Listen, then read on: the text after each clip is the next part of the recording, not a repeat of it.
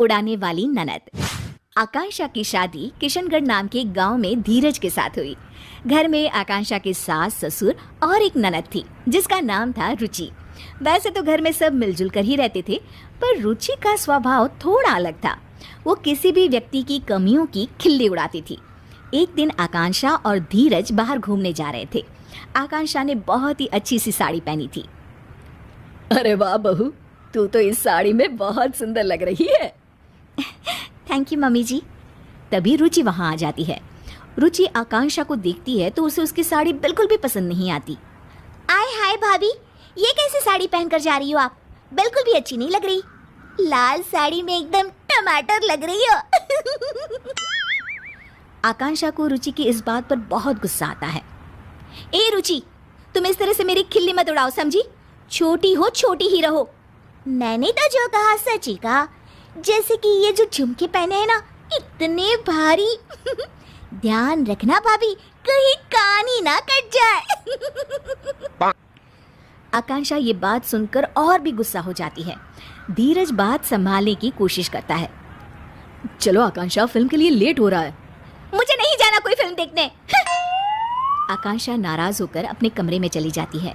उसके जाने के बाद सब रुचि को डांटते हैं। रुचि, तुम्हें बिल्कुल भी तमीज नहीं है कि किससे क्या बात करनी चाहिए। बस हर किसी का मजाक उड़ाती रहती हो।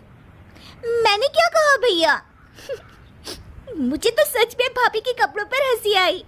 फिल्म देखने से ज्यादा लग रहा था जैसे किसी शादी में जा रही थी। रुचि हंसते हंसते अपने कमरे में चली जाती है। रुचि की इस आदत ने सबको बहुत परेशान कर रखा था। उसे हर किसी का मजाक बनाने की अब तो आदत सी हो गई थी। एक दिन आकांक्षा और उसकी सास टीवी पर अपना मनपसंद कार्यक्रम देख रहे थे। तभी वहाँ रुचि आ जाती है।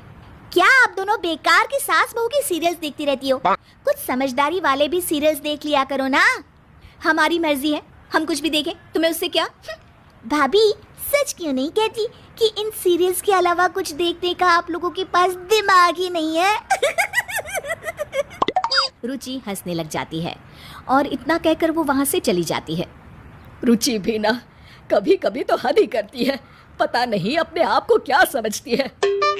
कोई बात नहीं मम्मी जी, कल इसकी सहेलियां आ रही है ना, उनके सामने ये बहुत समझदार बनती है। अच्छा सबक सिखाएंगे इसको। तुम सही कह रही हो बहू, सबक तो इसे सिखाना ही होगा। अगले दिन रुचि की कॉलेज की सहेलियां उसके घर आती है। उनके सामने रुचि बहुत ही अच्छे तरीके से बर्ताव कर रही होती है। मैंने प्रेमचंद की नॉवेल पढ़े हैं। कोमल, गरीबी के ऊपर उन्होंने काफी अच्छी कहानियां लिखी है। तुम्हें तो साहित्य कला की काफी जानकारी है रुचि। कल हमारे कॉलेज में साहित्य पर एक वर्कशॉप होने वाला है, तुम चलोगी ना? बिल्कुल चलूंगी कोमल। अरे राधिका, तुम तो कुछ ले ही नहीं रही हो। रुको, मैं तुम्हारे लिए कोल्ड ड्रिंक लेकर आती हूँ। अरे नहीं, मैं खुद ले लूंगी। अरे मैं ले आती हूँ ना, तुम यहीं रुको। रुचि को अपनी सहेलियों से इतने अच्छे से बातें करते देख आकांक्षा अपनी सास से कहती है, ये देखिए मम्मी जी, अपनी सहेलियों के साथ कितना अच्छा बर्ताव करती है। हाँ, बस अपने घर वालों को ही कुछ नहीं समझती। तभी आकांक्षा को एक तरकीब सूझती है। मुझे एक तरकीब सूझी है मम्मी जी, चलो इसको अभी सबक सिखाते हैं। अच्छा, चल चल बहू। आकांक्षा सबके लिए नाश्ता लगा रही होती है और जानबूझकर हर चीज को मिला देती है। कोल्ड ड्रिंक को कप में डाल देती है। तभी वहाँ रुचि आती है और रुचि खाने का ऐसा इंतजाम देखकर गुस्सा हो जाती है। अरे भाभी, आप भी ना एकदम गवार की गवार हो। कोल्ड ड्रिंक कप में कौन परोसता है? ओह, मैं अभी ठीक कर देती हूँ रुचि। और ये समोसे और चटनी एक साथ क्यों मिला दिया आपने? कितनी पढ़ाई की है आपने भाभी? रुचि की सहेलियां रुचि को ऐसे बातें करते देख दंग रह जाती है। अरे रुचि, ये क्या तरीका हुआ अपनी भाभी से बात करने का? रुचि अब आकांक्षा का मजाक उड़ाने लग जाती है।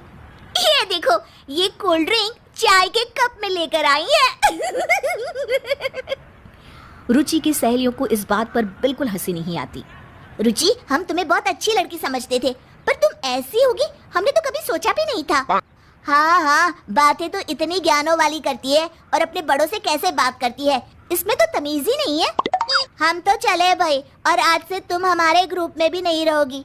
पहले लोगों से बात करने का ढंग सीख लो, फिर कुछ और सीखना। अरे आप लोग तो सीरियस हो गए, मैं तो मजाक ही कर रही थी। हर किसी का मजाक उड़ाना अच्छी बात नहीं है रुचि। रुचि के दोस्त बिना कुछ खाए पिए वहां से चले जाते हैं और रुचि को अपने बुरे बर्ताव का परिणाम आज भुगतना पड़ता है। आकांक्षा और उसकी सास एक दूसरे की तरफ देखकर मुस्कुराते हैं और खुश हो जाते हैं। उस घटना के बाद रुचि सबसे अच्छे से पेश आती थी और उसने सबका मजाक उड़ाना भी छोड़